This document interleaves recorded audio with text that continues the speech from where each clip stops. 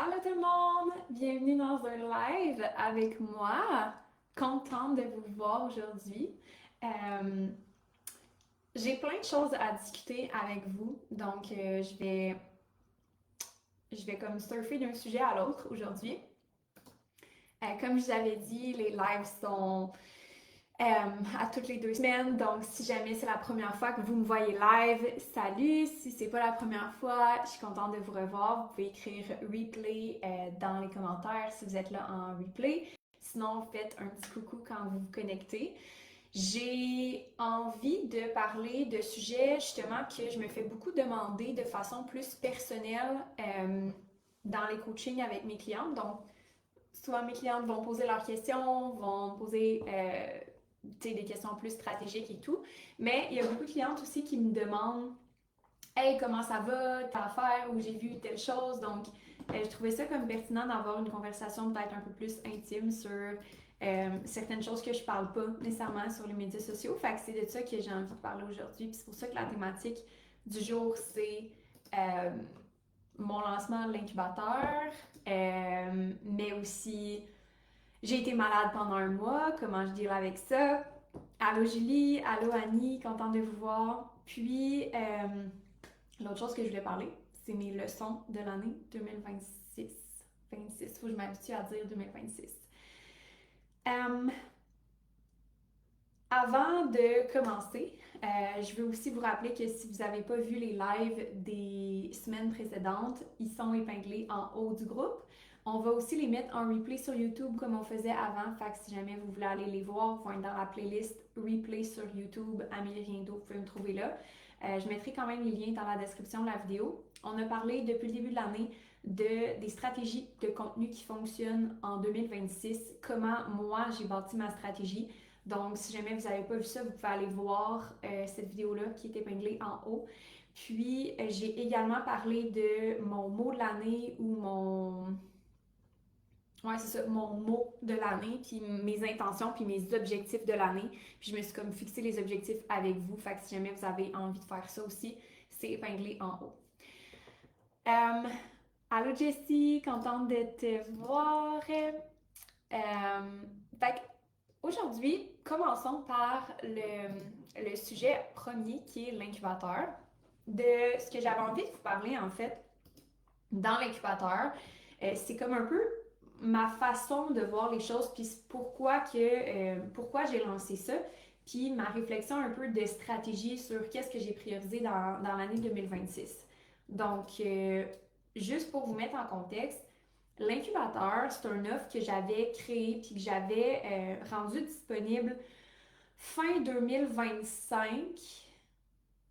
Non, j'ai rien dit. Début 2025? Hmm. Non, même fin 2024. Ça fait quand même déjà un petit bout que l'incubateur, je l'avais créé. Initialement, c'était vraiment fait pour, encore une fois, les démarrages, mais mon idée derrière ça, c'était je vais offrir quelque chose pour les gens qui peuvent pas nécessairement, qui sont pas rendus à l'étape de croître leur business, que c'est pas nécessairement, euh, dans le fond, le bon offre de service qu'on a en ce moment, soit le diagnostic ou le programme. Fait que je vais leur créer une formation. Puis justement, cette clientèle-là, il y a beaucoup de gens qui m'écrivent par rapport à ça, ben ils vont avoir quelque chose, puis ils vont avoir de l'accompagnement puis une formation pour ça. Euh, puis j'ai fait un premier lancement, puis j'en ai parlé à quelques reprises. Fait que si je me répète, je suis désolée, je veux juste mettre en contexte tout le monde.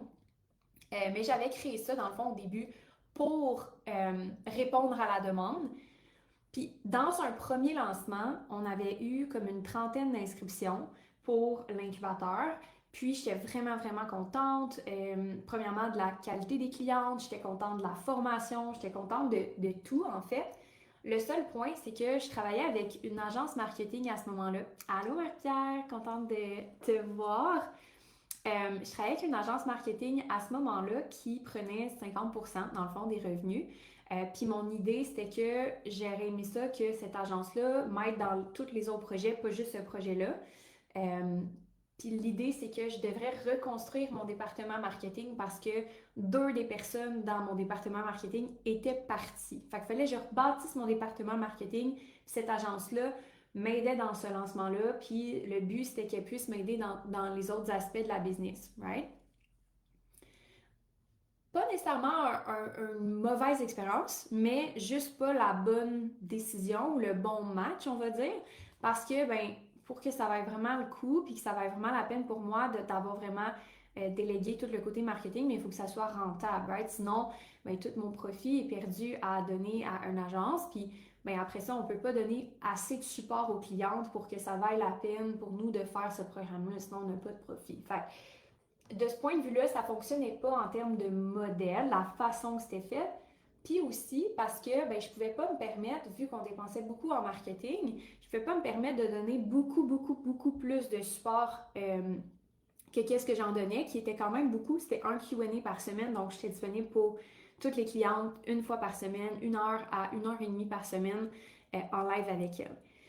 Mais il y avait quand même un petit hic puis que je voulais absolument résoudre, c'est que quand j'ai fait ce lancement-là, ça c'est bon pour toutes celles qui sont là en ce moment, la leçon derrière ça, c'est correct de se tromper, puis tu apprends en le faisant. Ça veut pas dire que c'est pas parfait du premier coup que ça peut pas le devenir, ok? C'est ça l'enseignement que j'essaye de vous faire derrière ça. Euh, puis il va y avoir la conclusion finale là, que je vais vous donner là, sur comment ça s'est passé le lancement, mais l'idée derrière ça, c'était que je voulais l'améliorer à travers le temps, puis j'avais pas trouvé de façon de le faire, fait que j'avais juste mis ça sur la glace pendant quasiment un an et quelques mois, j'ai mis le projet sur la glace. Je me suis dit, tant que j'arrive pas avec une nouvelle structure, une façon de livrer, puis une expérience client qui ressemble à ce que je veux livrer, je vais pas le faire. Puis une des conditions pour moi de le relancer, c'est que je voulais que les clientes en démarrage aient du one-on-one. Pourquoi? Parce que quand tu démarres, c'est honnêtement, on va se le dire si vous êtes entrepreneur d'expérience ici, c'est la partie où est-ce que tu passes à travers le plus de montagnes russes d'émotions, où est-ce que tu as le plus de remise en question, où est-ce que c'est vraiment challengeant. En tout cas, je sais pas pour vous, là, mais pour moi, ça a été la période la plus difficile, probablement de toute ma vie, là, c'est de me lancer en affaires. Il y avait tellement d'affaires à prendre, il y avait tellement de questionnements. Fait que je pense que ce que je voulais pour ces femmes-là dans l'incubateur, c'est du one-on-one la prochaine fois que je les relançais. Mais moi, mon temps, ça fait pas de sens. T'sais, j'ai pas le temps de plus en ce moment. Mon horaire, là, si vous regardez comme... Ça, c'est mes journées. Je sais pas si on va bien le voir, là, mais mes journées sont quand même assez remplies. Ça, c'est mon horaire.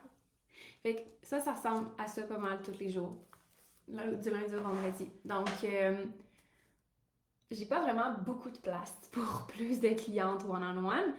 Par contre, j'avais la conviction que j'allais trouver la bonne coach ou la bonne personne pour moi. Puis j'ai vraiment fait confiance que le timing allait être bon. J'allais trouver quelqu'un qui allait m'aider avec ce projet-là. Puis je voulais vraiment donner du one-on-one de qualité. Fait que je voulais pas juste prendre quelqu'un qui fait ça, tu sais, quelqu'un qui peut faire la job, mais qui est pas vraiment coach. Ou, tu sais, je voulais pas, exemple, une adjointe qui répond à des questions. Je voulais vraiment une coach certifiée, une coach d'affaires, une consultante qui a de l'expérience et en présentiel et en ligne, qui est spécialisée dans les services, qui a un profil similaire au mien. Je voulais un vibe similaire au mien. Fait que ça, c'était vraiment comme définitivement... Oh, je suis désolée, il y a un petit bug. J'espère que je bug pas trop. Est-ce que vous pouvez me confirmer que vous m'entendez bien encore? Ça me dit que mon live expérimente quelques problèmes techniques.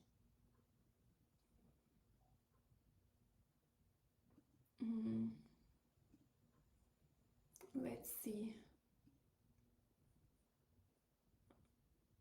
Non, ça a l'air être bon. Ok, fait que ça se peut que vous ayez manqué. Ok, Annie, tu me dis que oui, parfait. Ça se peut que vous ayez manqué quelques bouts, je suis désolée pour ça. Je pense que j'ai la misère avec ma connexion Internet aujourd'hui. Ce que je disais par rapport à trouver la bonne coach, c'était comme un prérequis pour moi de relancer cette offre-là. Puis à la fin, dans le fond, à l'année 2025, il y a une cliente qui m'a approchée pour venir travailler avec moi. Puis à ce moment-là, j'avais vraiment mis le projet sur la glace de l'incubateur. C'est pas du tout une priorité. J'étais vraiment focusée sur le département marketing. Comme j'ai dit, j'en avais plus. Je faisais presque tout moi-même. Donc, ça n'allait pas. J'avais vraiment besoin d'aide. Fait que ma grosse priorité 2025, c'est rebâtir mon département marketing. Ce qui a été chose faite et qui a été vraiment un succès, j'ai trouvé des perles. J'ai la meilleure équipe que j'ai jamais eue de toute ma vie. Puis je l'ai dit à mon équipe dernièrement, je suis comme, je sais pas comment j'ai fait pour, tu sais, comme vous trouver, mais vous êtes vraiment les personnes parfaites que j'aurais même pas pu imaginer avoir des personnes meilleures que vous pour faire qu'est-ce que vous faites en ce moment. Fait que je suis vraiment, vraiment, vraiment reconnaissante. Mais tout ça pour dire que c'était pas ma priorité de relancer ça avant d'avoir sécurisé le département marketing parce que ben, c'est un département vraiment, vraiment, vraiment important pour tout le reste de la business, pas juste le côté démarrage. Donc, c'est ce qu'on a fait. Puis là, tout est all good.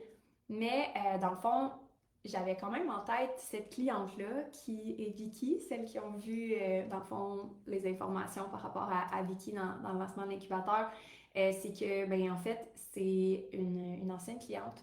Puis, je l'aime tellement. On a vraiment une belle relation. Premièrement, on a appris à se connaître aussi à l'extérieur du coaching. On a appris à se connaître en voyage dans un voyage d'affaires, dans le fond. Puis, tu sais, ça connecte sur tous les plans avec Vicky. Fait que je suis tellement 100% en confiance de lui déléguer des coachings un à un avec des clientes. Fait que le timing était super bon. Fin 2025, j'ai dit, hey, Vicky, je pense que c'est le temps. Je pense que là, je suis prête, puis je pense qu'on va aller de l'avant avec ce projet-là. Puis je te vois vraiment comme parfaite pour l'incubateur. Fait qu'on va de l'avant avec ça, puis là est né l'incubateur, la version améliorée si on veut. Avec du one-on-one, avec moi aussi du Q&A. Fait que tout ça a fait que j'ai pas eu à refilmer les modules. Tu sais, la formation était la même, mais j'ai pas fini l'offre. Puis ça, c'est la plus grosse leçon qui est comme un petit clin d'œil sur qu'est-ce que je veux faire sur les leçons 2026. C'est la plus grosse leçon que j'ai à vous transmettre en 2026, c'est vous pouvez l'améliorer à travers le temps. C'est pas un premier lancement, c'est pas une première fois, c'est pas un funnel que vous mettez en place que vous ne touchez plus, c'est pas une offre que vous mettez en place que vous ne touchez plus, puis il faut que ce soit parfait dès le premier coup, sinon c'est pas bon. Si vous faites 3 ventes avec votre offre dès la première fois, vous avez un succès. Vous pouvez bâtir là-dessus. Puis, je pense qu'on met tellement de pression à comme justement atteindre des gros objectifs du jour au lendemain, mais c'est jamais du jour au lendemain. On a eu un full beau succès, je trouve, avec le lancement qu'on a fait. Plein de nouvelles clientes qui sont arrivées dans l'incubateur quand on l'a annoncé à notre liste d'attente. C'est pour ça que vous n'avez pas les infos nulle part. Il y en a plein qui nous l'ont demandé, mais on l'a vraiment priorisé sur notre liste de courriel, notre liste d'attente en priorité avant de comme le mettre sur notre site web et de vraiment comme l'annoncer plus publiquement. C'était volontaire, c'était vraiment juste pour être capable de, un, gérer la demande, puis être capable de servir les clientes qui étaient là, qui attendaient en premier, puis éventuellement peaufiner aussi, prendre du feedback, puis l'améliorer à travers le temps. Fait que n'ayez jamais cette limite-là de vous dire ça doit être parfait. Exemple, mon marketing doit être parfait, mes vidéos doivent être parfaites one shot. Je trouve que ce lancement-ci, qui a été vraiment, honnêtement, qui m'a pris presque zéro temps dans mon horaire, parce que j'ai vraiment beaucoup délégué, mais aussi parce que j'avais une bonne structure en place, a eu plus de succès que le premier lancement. J'ai mis moins d'efforts. Pourquoi? Parce que j'avais la meilleure information, j'avais du meilleur data sur quelles décisions prendre, qu'est-ce que les clientes avaient besoin. J'avais la meilleure information, puis une meilleure liste de banque de clientes aussi que la première fois. Puis, je trouve de façon globale, c'est ça que je veux que vous reteniez. C'est que ça peut ne pas être parfait one shot, vous pouvez l'améliorer à travers le temps, peu importe ce que vous faites. Ça, c'est une des leçons 2026. Je vais essayer de me pratiquer à dire 26 et non 25. Donc ça, c'est pour la nouvelle offre, l'incubateur. Ce qui s'est passé en fait dans les coulisses que vous avez peut-être pas vu, c'est la facilité que j'ai eue de lancer cette deuxième fois-là. Quand tu fais quelque chose à travers le temps, que tu répètes, que tu revends toujours la même chose, que tu l'améliores à travers le temps, que tu délègues, que tu vas créer des systèmes, que tu t'entoures, que tu fais tellement d'autres choses, c'est tellement toujours de plus en plus facile. Puis il y a tellement de gens qui arrêtent à la première fois, comme parce qu'il y a beaucoup de travail qui est mis derrière la première fois. Puis ça va bientôt faire 10 ans que je suis entrepreneur. Ouais, dans un an, ça va faire 10 ans que je suis entrepreneur, ça fait 9 ans. Puis ça fait, oh mon Dieu, 7 ans que je suis officiellement en ligne. En ligne ou Ouais, 7 ans que je suis à temps plein dans ma business, que j'ai une business temps plein. Puis ça fait 5 ans que je suis coach, 6 ans que je suis coach d'affaires. Wow, ok. Fait qu'on va la voir, mais tout ça pour dire que d'année en année, à cause que je reprends toujours les mêmes bases, que je refais toujours les mêmes choses, que je l'améliore à travers le temps, que je prends du feedback à travers le temps, tout devient de plus en plus facile parce que moi aussi, je m'habitue à le faire. Fait que s'il y a une chose que je peux vous dire, c'est quand vous faites quelque chose de nouveau, cette année, si vous vous êtes fixé un nouvel objectif, une nouvelle stratégie marketing, une nouvelle offre, n'importe quoi qui est nouveau, laissez-vous le temps. Ça sera pas dans le mois, vous avez mis de quoi en place en janvier, ça sera pas dans le mois de février que les résultats vont apparaître. Je vous remets en contexte. L'incubateur a été créé initialement il y a un an. En 2024, ça fait longtemps. Et là, je peux commencer à récolter, c'est un meilleur timing. J'aurais pu le faire avant, je ne suis pas en train de dire que c'est obligé de prendre du temps, mais ça doit prendre un peu de temps. Donc, si vous arrêtez avant de voir les résultats, c'est souvent là qu'il y en a qui se découragent, c'est souvent là qui sont comme, mais là, ça vaut-tu vraiment la peine, etc., etc. Je peux vous le dire, l'incubateur, la dernière fois que je l'ai offert, c'était un gros lancement. J'avais un live que j'étais diffusé, qu'il fallait que je me déplace. J'avais tellement de courriels, j'avais tellement de pubs à filmer, j'avais tellement d'affaires à faire. Je pense que ça m'a pris littéralement comme 30 heures de mon temps, juste le lancement, sans parler de tout ce qui est comme la plateforme puis les formations, OK? C'est énorme. Ça, là, en ce moment, je n'ai pas eu à faire ça parce que j'ai optimisé la stratégie parce que la dernière fois, j'ai vu c'est quoi qui a fonctionné. C'était beaucoup, beaucoup mon trafic warm. C'est les gens qui me connaissaient. Fait que je me suis dit, ben, si j'ai à refaire quelque chose de ce genre-là, je vais définitivement y aller avec mon trafic warm. Je vais pas essayer d'aller dans une nouvelle audience. Je vais le vendre à ceux qui me connaissent déjà. Ça va être ça qui va être le plus payant pour moi versus l'effort que je vais mettre.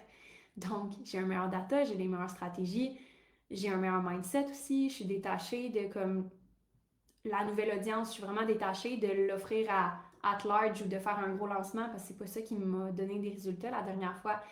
Mais ça, tu peux juste l'avoir à travers le temps. Tu peux juste vraiment créer cet ancrage-là puis cette solidité-là si tu te laisses le temps de voir les résultats puis l'optimiser. Fait que ça, c'était pour l'incubateur. Ce que je voulais vous dire aussi, pour le mois que j'ai été malade tout le mois de janvier. Je sais pas si vous avez été malade aussi. Oh my god, l'influenza m'a eu là. J'ai été tellement malade dans le mois de janvier. Puis ça a commencé dans le fond à Noël. J'ai manqué Noël avec ma famille. Je suis religieusement présente à tous les événements familiaux. Euh, Même si je suis vraiment fatiguée, puis comme si ça me tente pas, je vais être là. Comme il faut vraiment que ce soit une raison très très grave que j'aille pas à une réunion familiale. Je suis vraiment quelqu'un de famille. Et j'étais complètement. J'étais tellement malade, là. J'étais sur le divan, puis j'avais de la misère à me lever. On a passé Noël couché sur le divan, à se coucher à 9 h, puis à écouter Emily in Paris. C'était ça notre Noël. On a vraiment été KO, moi et Alexis. Fait que tout le mois de janvier, j'ai eu ce genre de virus-là. C'était vraiment weird parce que c'était on and off. Fait il y avait des jours que j'allais mieux, puis là, j'ai retombé dans une autre phase de symptômes qui étaient comme d'autres symptômes. Je crois que j'ai eu l'influenza, c'est ce que je pense qui ressemble le plus dans ce que je lisais les descriptions de symptômes, puis ça m'a vraiment mis KO. Qu'est-ce que j'ai fait là, puis je pense que ça c'est important que je vous le partage, c'est que j'ai pas paniqué. Je pense qu'il y a définitivement un temps dans ma business où est-ce que quand j'étais malade, ça me faisait tellement paniquer parce que j'avais peur de manquer le bateau, j'avais peur d'être en retard, j'avais peur de pas en faire assez, je me sentais coupable de relaxer, je me sentais coupable de me reposer, de prendre le temps, je me sentais coupable de laisser des affaires sur la table, de donner trop d'affaires à mon équipe. J'avais vraiment ce mindset-là de comme j'ai pas le droit d'être malade ou comme je me sens coupable d'être faible, genre je devrais être capable de travailler même si je suis malade un peu, ce mindset-là weird qui était là encore avant. Puis ce mois-là, j'ai vraiment fait comme, tu sais quoi? Cancel ça. Cancel ce meeting-là. Cancel ce coaching-là. Cancel cette journée-là. Plusieurs fois à mon équipe. Puis, ben, tu sais quoi? Si je fais pas de marketing pendant un mois, j'en fais pas pendant un mois. Comme ma business va continuer de rouler, même si je fais pas de marketing pendant un mois. Premièrement, j'ai des systèmes qui sont en place, j'ai des pubs qui roulent, comme il y a différentes choses qui travaillent pour moi, même si moi, je fais pas activement du marketing ou j'ai pas des nouvelles tâches de marketing à faire. Mais ça m'a tellement amené à vouloir partager par rapport à ça parce que la réalité, c'est que ma business a jamais fait autant d'argent dans la dernière année. Mois de janvier, mois de décembre, mois de janvier, dans les meilleurs mois depuis 12 mois. Puis j'étais vraiment, vraiment, vraiment pas là. Tu sais, j'ai fait minimum de stories, minimum de posts. J'ai pas fait des nouvelles ads, j'ai pas écrit d'infolettes, j'ai pas participé activement au lancement, à part j'en ai fait un live juste pour répondre à des questions des clients. Mon équipe a surfé la vague sur comme toute la gestion des logistiques, des candidatures, d'applications de services. J'ai eu l'impression que j'étais une grosse larve pendant un mois. Puis le seul focus que j'avais, c'est mes clients. OK, s'il y a une chose qui compte en ce moment que je peux pas lâcher la balle, c'est mes clients. Comme, je vais être là le plus possible au call, je vais t'offrir le plus longtemps que je peux, mais après ça, je m'en vais me coucher. Je vais tout faire pour être là pour mes clients, mais c'est la seule chose qui compte en ce moment, c'est de pas let down mes clients. Quand je me suis concentrée sur l'essentiel, OK? Guess what happened? Plus de résultats! Pas en faisant plus de choses que j'ai eu plus de résultats. Au contraire, ça m'a forcé à en enlever de mon assiette, à déléguer, à être plus efficace avec mon temps. Puis, c'est juste ça que j'ai envie de vous dire. Un mois malade m'a fait avoir un des meilleurs mois de revenus. J'associe pas ça juste à le fait que j'étais malade. Là. C'est pas à cause que j'étais malade que j'ai eu le meilleur mois. J'aurais pu ne pas avoir un bon mois, mais ça m'a fait réaliser que c'était pas nécessaire. Comme mon input dans ce mois-là égale pas à plus de revenus. C'est tout ce que j'ai mis avant, tout ce que je mets en place, puis le momentum que j'ai créé, mais pas nécessairement l'effort dans la journée même. Fait que, tu sais, même si tu en ajoutes dans ta to-do, même si tu en ajoutes dans tes affaires à faire, ça égale pas plus de résultats. Je vais vous dire exactement c'est quoi qui a fait que j'ai atteint ce résultat-là. J'ai délégué vraiment plus. À la fin 2025, comme j'ai dit, j'ai engagé Vicky qui m'aide à livrer à plus de clientes sans que ça soit mon temps. J'ai engagé une OBM qui m'aide à diriger puis gérer la business dans des projets que je ne suis pas obligée d'être impliquée, qui donnent plus de résultats à l'entreprise. J'ai un système marketing qui vient vraiment bien rodé puis que j'ai mis en place en 2025 pour qu'on soit setupé pour augmenter le volume de production, qu'on soit capable d'augmenter le budget de publicité. Mais moi, là-dedans, là, dans le mois de janvier, ça a représenté zéro de mon temps. Fait que c'est pas tant le temps et les efforts que je mets ce mois-là, c'est comment je bâtis ma business pour qu'elle travaille plus pour moi. Fait que bref, ça a comme confirmé qu'est-ce que j'enseigne à toutes mes clientes à chaque fois. Puis moi aussi, ça a été un réapprentissage que quand je suis malade, j'ai le droit d'être malade, ma business peut continuer de rouler pour moi, puis je peux y aller au minimum, puis ça peut me donner des super beaux résultats quand même. Fait que ça a été une belle confirmation que je peux vous donner aussi en ce moment. Ça peut vous aider à peut-être voir comment c'est possible. Puis si vous êtes dans une phase où est-ce que les résultats ne sont pas au rendez-vous, mettons, vous faites justement un mois, vous êtes plus slow, vous êtes plus relax, mais que les résultats ne suivent pas, c'est de voir que en faire plus ne va pas donner plus ce mois-ci. Ce qui va vous donner beaucoup plus, c'est que vous vous reposiez, récupériez et que vous vous mettiez en mode action, planification des prochaines étapes après. C'est vraiment pas soutenable de se dire, OK, je vais push through par-dessus la maladie, je vais push through par-dessus la fatigue. C'est pas ça qui va vous donner des résultats long terme dans votre business. Alright. J'ai un petit dernier point. Je vais relire mes notes. que je voulais parler, qui est... Ah, ben oui, mes leçons 2026.